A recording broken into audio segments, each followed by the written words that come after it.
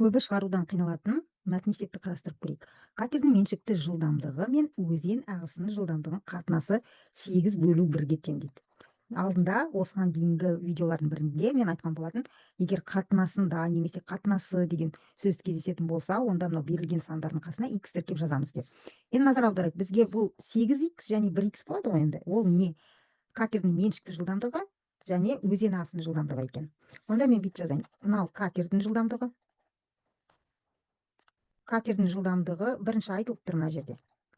Содан кейін барып өзен ағысының жылдамдығы деп тұр. Мынау уже ағыстың жылдамдығы болады. Ағыстың жылдамдығы. Так, мына жерде қараймыз. Бізде бірінші сан тұрған ол 8, сондықтан катердің жылдамдығын біз 8x деп аламыз. Тең болады 8x-ке. Ал ағыстың жылдамдығы сәйкесінше 1x болады. Біз математикада 1x деп жазбаймыз, жай ғана x деп жазамыз.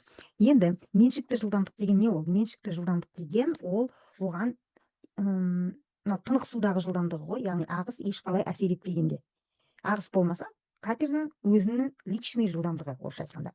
Енді катердің меншікті жылдамдығы өзен ағысының жылдамдығынан 21 км сағатына артық. Мынау 8x, мынау x-тен 21 км сағатына артық.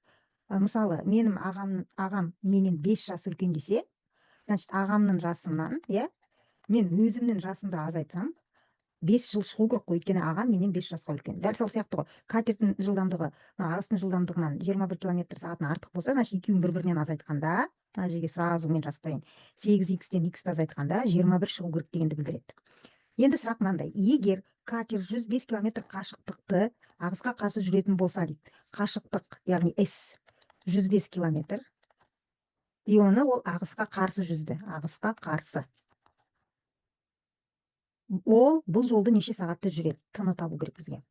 Енді тыны таппас бұрын мен мына теңдеуді шешіп алайын. 8x-тен мына жерде 1x деп түсінеміз. 1x-ті азайтқанда 7x қалады. 7x-тен 21-ге арасында көбейту екенін ұмытпаймыз. 7-ні қандай санға көбейткенде 21 шығады? Әрине 3. Сонда x 3-ке тең. X деп біз нені алдық? Ағыстың жылдамдығын, яғни ағыстың жылдамдығы 3 км сағатына екен. Ал катердің жылдамдығы 8x болған. 8 көбейту x, ал x деген 3. 8 көбейту 3 бізде болады 24. Сонда катердің жылдамдығы 24 км сағатына екенін мен анықтадым. Ары қарай сұрақтың өзіне келейік. Бізге уақытты табу керек, жалпы жүрген жолды табу үшін біз жылдамдықты көбейтеміз уақытқа. Демек, уақытты табу үшін біз жүрген жолды бөлеміз жылдамдыққа. Жылдамдық бізде ағысқа қарсы жүрді.